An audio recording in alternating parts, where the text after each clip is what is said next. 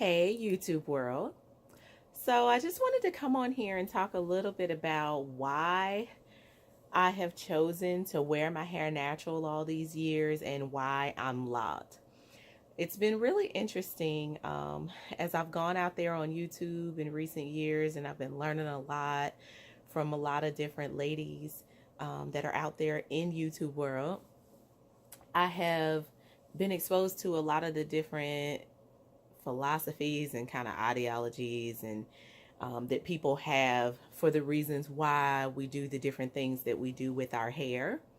And so I decided that I would just throw it out there. Some of you have been subscribing and kind of coming on this journey with me. So I thought you might like to know, like, why am I doing this? I have a few reasons. I would say that the first reason is that I like the ease that comes with me not having to um, alter my hair in any major way. When you lock your hair, you really are just kind of letting it do its thing. And so you're not having to comb it and detangle it, which was a really, for me, taxing process that I didn't want to keep up with. And so by locking my hair, I don't have to deal with that. But even before that, I went natural my senior year in college. And, you know, some women do what they do just because it's just hair. But for me, over the course of my journey, my hair has become more to me than just my hair. Um, and so, everybody's got their own way of handling that. But for me, my hair actually is more than just my hair. I mean, I'll cut it. It's not an emotional thing. It's not deep. I don't feel like my spirit's in my hair, things like that. But I do feel like my hair is an extension of myself. And I feel like it's an expression of my self-care for myself and how I feel about myself and my love for myself. And so when I was in college, I just really had this day where all of a sudden, out of nowhere, I know this is going to sound crazy, but I'm putting it out there. All of a sudden, out of nowhere, I was thinking to myself, like, why am I relaxing my hair? Where did that even come from? My mom didn't tell me I had to. Um, I didn't have that from any vantage point. So why did I start doing it to begin with? And then I realized that it just came from that's what everybody was doing. I just, in my tween years, asked my mom, could I relax my hair? She was like, all right. And well, actually, it was even earlier than that. I was probably about 8 or 9, maybe, when I started chemically altering my hair. And my mom was like, okay, you want to try it? That's fine. But as I got older, I started wondering, where did that concept even come from? What made me think to do that rather than do what just was naturally growing out of my head and learn how to manage it? So when I had that kind of thought process that day in my college dorm room, I just decided I'm not going to do that anymore. It was almost like the inner rebel in me came out. And I was just like, so you mean to tell me that I can't even explain to you why I'm doing it? But I'm doing it faithfully. Oh, I'm spending the money to do it. I'm faithfully going to go get my hair done.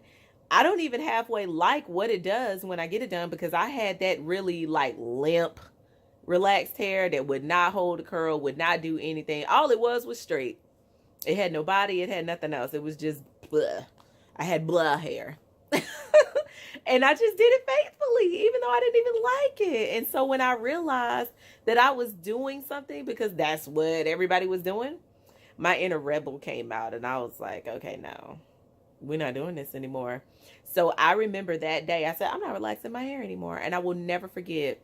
I let it grow out a little bit. And then one day I just big chopped. I just cut all the relaxed hair out of it. And I was left with probably about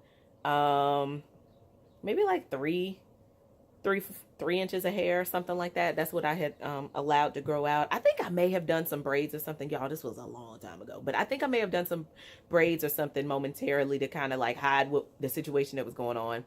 But for the most part, I just let it grow out and then cut it off, big chopped.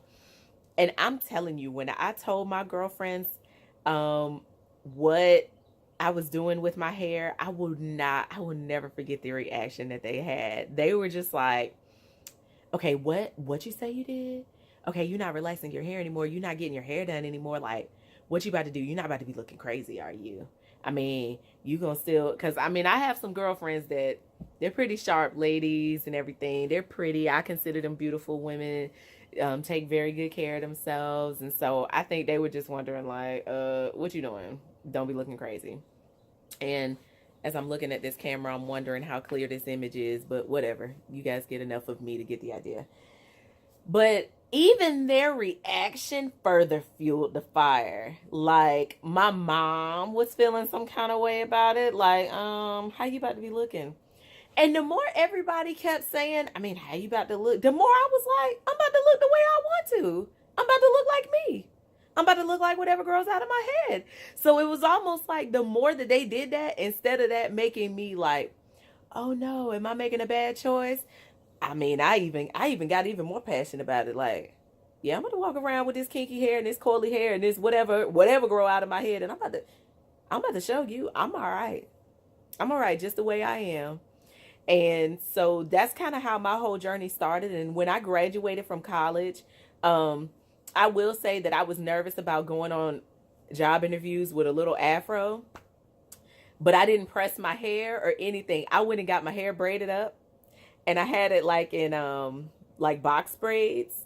And I made sure that every interview that I went on that I had my hair braided or something that you would consider an ethnic hairstyle. Because it was almost like a way for me to be like, if you gonna hire me, you need to know I'm a black woman. I don't have a problem with me being a black woman. I hope you don't have a problem with me being a black woman either. So I may not fit whatever you consider to be your normal beauty standard, but this is me. I'm intelligent. I have a lot to offer. Hopefully you want to get to know me more. And so that was just how I started navigating myself. And it was almost like my self-love and like my attitude kicked in. Like, this is me. Hope you like it. I mean, if you don't, I don't know what to say to other individuals who don't want to love us the way that we are or don't want to like us the way that we are. I'm not saying that you have to like my hair. You have your own personal style. You don't have to like locks. You don't have to like what I'm doing. But like that sounds to me like a personal problem. That's not anything that anybody would need to like go out of their way to share with me. I may not like somebody's outfit, but I don't take the time to tell them that. If they're happy and they're feeling fulfilled in that outfit, do you? So that's kind of like how my hair has become like an extension of me. So really locks, back when I had my traditional locks and now when I have my sister locks, it's just a further expression of the fact that I really am comfortable in my own skin. And the older that I get, the more and more comfortable in my own skin I'm getting. The more and more I just want to be free, and be me, whoever that is at the time. For me, that will always have to be natural hair.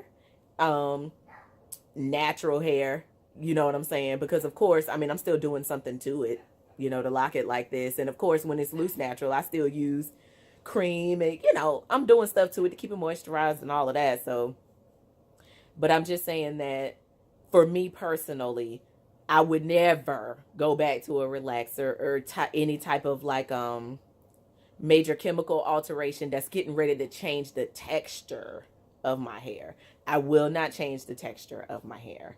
And even for my daughter has no concept of what it would mean to get her hair relaxed. She sees the girls in school that have relaxers and things like that. And I've just been pumping her full of positive imagery, letting her know that she's beautiful, letting her know the versatility of her hair, letting her know how to take care of her own natural hair. And of course, when she gets older, she can do what she wants to when she's grown. But while she's with me, I just need to make sure that any decisions that she makes moving forward are coming from a place of self-love, self-care, knowing what to do with what God has given her. And then if she wants to alter it, well, then go for it, because that's coming from a place of intelligence. It's not coming from a place of, I don't know what to do.